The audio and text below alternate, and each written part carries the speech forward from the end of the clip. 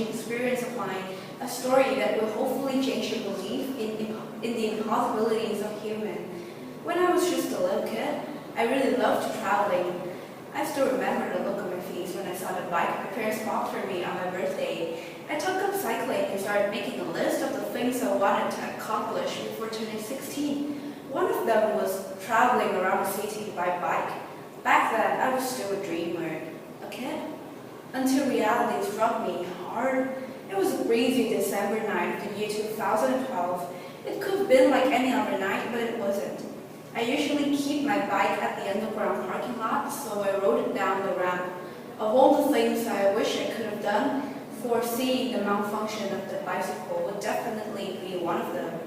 All I did was let the bike slide, and the next thing I knew, I was lying motionless on the ground. Blood was everywhere. The left side of my face was completely ruined. I had to stay home for a week after the surgery. On my first day of returning to school, I honestly wasn't so surprised to see that my friends could barely recognize me. Guys in my class started calling me Frankenstein. I had a hard time catching up with friends. To top it all off was the bathmophobia I never expected to have. I couldn't help but stay in my room all day to avoid walking downstairs. It was even harder for me to take the escalators. I stopped going cycling for a while for fear of crossing bridges on the way. The physical scars on my body was gradually healing, but the mental ones weren't.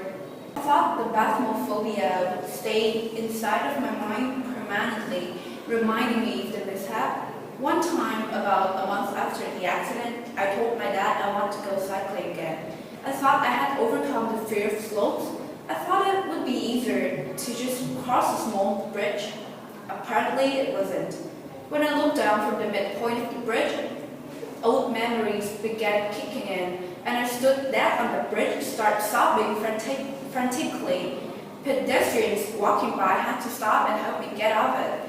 Ever since then, I realized that no matter how hard I tried, how much I wanted to completely beat the anxiety I carried with me, I never could.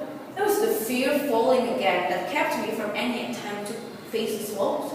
I wanted to feel safe. I wanted to be safe. I was traumatized by the accident so much, I thought I could never overcome the fear I had.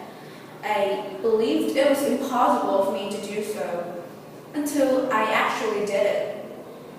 The fear started driving me insane, to the point where I finally felt like I had to do something about it. I had to change. I emboldened myself and gathered up all the will I had, and step by step, with great help from my family, I gradually got over the fear. It took time and great effort, but in the end, I managed to do the thought to be impossible. Having accomplished such thing, I felt like there would be nothing else that I can't achieve as long as I have faith in myself. Personally, I believe that nothing is impossible, for the capabilities of humanity is limitless. Thanks so much for watching.